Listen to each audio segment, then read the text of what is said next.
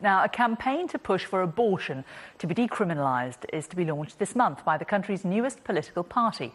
The Women's Equality Party, led by Sophie Walker, says it's time abortion was made a sexual health and human rights issue rather than a Victorian criminal law, where a sentence still exists for making the decision to terminate a pregnancy. Well, I'm joined now from central London by the Chair of Abortion Rights, Kerry Abel, and in the studio by pro-life campaigner, Christian Concern, Aisling Hubert. Kerry, to you first.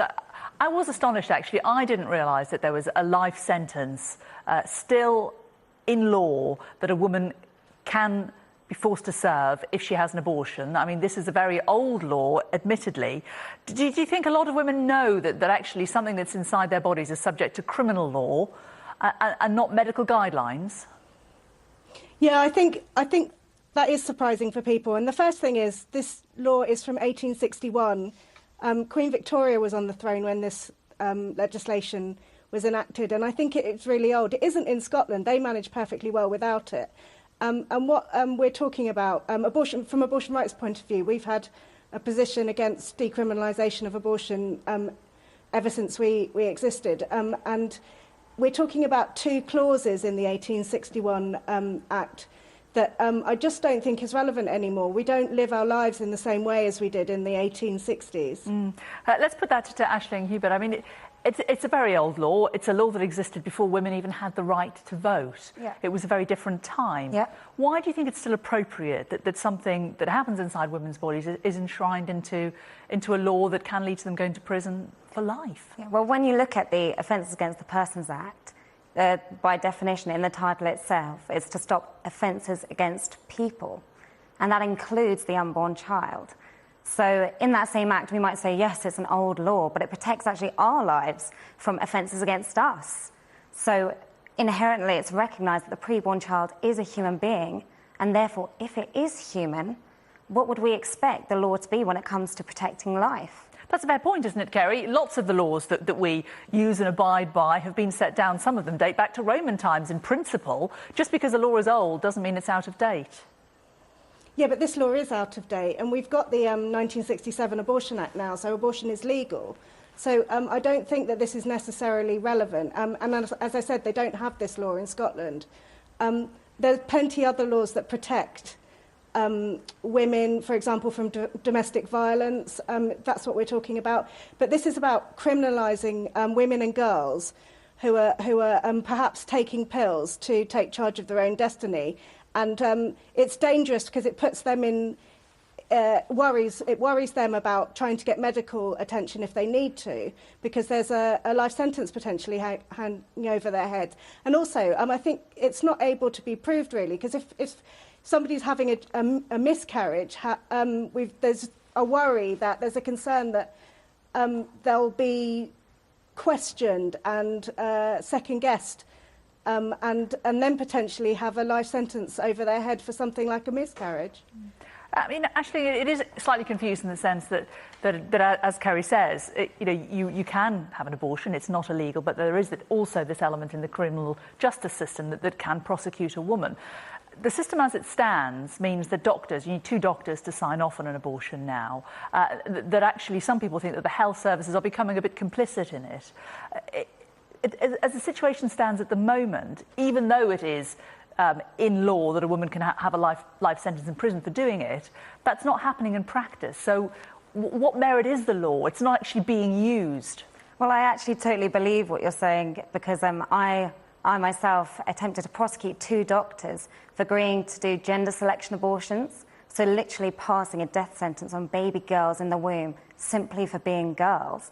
And the case was dropped by the CPS, and I was left with a £47,000 bill to pay and a potential prison sentence if I don't pay that bill for trying to prosecute doctors who are willing to kill little girls in the womb simply for being girls. So I'm totally for women's rights, but first and foremost, their right to life above all other rights. But isn't a fundamental heart of women's rights their ability to decide what happens to their own body? I totally believe that women should be able to decide what happens to their own body and to their lives, But what about these women's rights? What about the little babies in their wombs? I think our right to choose should stop when it infringes on another person's right to life. Kerry, you're frowning there. Well, I think there's confusing several different things. So the call for decriminalisation is to take it out of the criminal code and to take this life sentence away from women.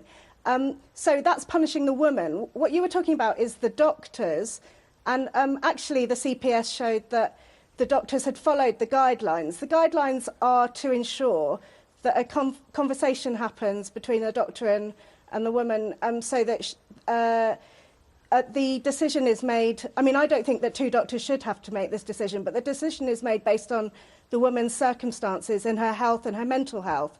So I think that trying to confuse these things is not helpful and is misleading. I think that if you're against abortion, you're against abortion. Don't dress it up. 1 in 3 women will have an abortion in her lifetime, and we want to make sure that abortions are safe and legal and accessible, and so that, you know, normal women can choose what they do with their bodies. But I definitely, if women are going to have abortions, I believe they're being completely deceived about the reality of what abortion is. 1 in 3 women have at least one abortion. You're totally right. But if they're going to have an abortion, let's talk about what abortion is. It's the intentional, literal decapitation, dismemberment and disembowelment of a little human being. You can look on abortsuit7.co.uk and you see the footage yourself. Well, it's a... Obviously, it is that the procedure is what it is. There are lots of medical procedures that are deeply unpleasant and that nobody would wish to look at. Yeah. But the fact of the matter is, it's about the woman's right to choose whether or not she goes through with that. No woman goes into an abortion thinking this is going to be a picnic, does she? Oh, absolutely, and I would never say... Sorry, it was just to Ash. Yeah, of course, I would never say that it's an easy decision for a woman to make. It's one of the hardest decisions she is going to have to make.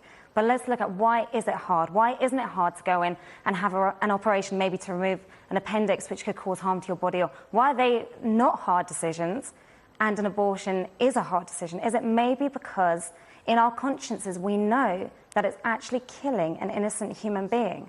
Kerry, as you say, 1 in 3 women having an abortion before the age of 45, 200,000 abortions in Britain last year. Are you comfortable with that figure? Do you think that the number of abortions in the UK should be lower? I don't know. I mean, they've been steady over the years. My point I was going to make before about women not knowing what they're doing, more than 50% of women who have abortions now have already got a child, so they know exactly what they're doing. They know what it takes to look after children properly, and they're making a decision about their capacity to do that. I think that confusing the issue anymore, I've learned over the years that only a woman can decide what happens to do to her body at that place and time. She's the only one that knows her circumstances. And I think that we have to trust women. I totally think we should trust women if they are given all the information. And so it's our job to give them all the information, not just about the procedure of an abortion, but what actually happens to that other little person inside their body. Do you think the women are given enough information, Kerry? There has been some criticism, hasn't there, in the last year of some of the organisations that support women when they're trying to make these decisions, that perhaps they haven't been giving them clear enough guidance? Well, let's talk about the guidance that is given, because when we've done studies about the crisis pregnancy centres run by anti-choice organisations, they're the ones giving misinformation. They're the ones saying that women will have a chance of getting breast cancer, which isn't proved scientifically, that they'll suffer depression, which isn't proved scientifically. So I just think that, you know, the information that anti-choice organisations want to give isn't accurate. And I think what they're concerned about is giving accurate information, really. And that is what the conversation between doctor is. That, you know, that's what there are 2 doctors involved in this, and then the clinic. And there's loads of opportunities for women to ask these questions. And we don't get an overwhelming feeling from women that they're not getting this information, or they're not satisfied with their choice. What they are unsatisfied is with the access. Okay, we only got time for one. Access. We only got time for very briefly one more. But Ashley, do you think that by keeping abortion as a criminal act, it's actually going to reduce the number of women that actually have it? Do you think it actually achieves anything? Well, at the moment, I'm sad to say that we're not enforcing the law. as it was written. Do you think it should be enforced? Would you like to see women going to prison for life for having an abortion? I would like to see the lives of all human beings protected under does the that mean human women rights, going to prison for having an abortion? Under the Human Rights Act, which says that all of us have the right to life. So I would ask, what would we want the law to say when it comes to a human being's right to life? And how far should we go to protect their rights to life? I mean, most people don't know that at 16 days it's been detected, that heartbeat's detected at 16 days, and at 6 weeks brain waves, and most abortions happen after that time. I'm just trying to get from you a really clear yes or no answer, though. Do you think that women should go to prison for having an abortion, potentially for life? Yes or no? So at the moment, most women, because they don't know that it's a little human being inside their body. I'm sure women know when they get pregnant that there's a human being inside them. Well, we have talked to women that have said, no, the doctor said it's a clump of cells. It's not a human being. It's just a clump of cells. But do you think, yes or no, women should go to prison for having an abortion? I believe that in the future, at the moment, no, because it's legal in this country. But when if the law became illegal, if it made it completely illegal to have abortions, then we should be protecting the lives of preborn children in the same way we should be protecting the lives of born children. Okay. So. Good to talk to you both. Aisling Hubert from pro-life campaign Christian Concern and also Kerry Abel from Abortion Rights. Thank you both very much for coming in and talking to us.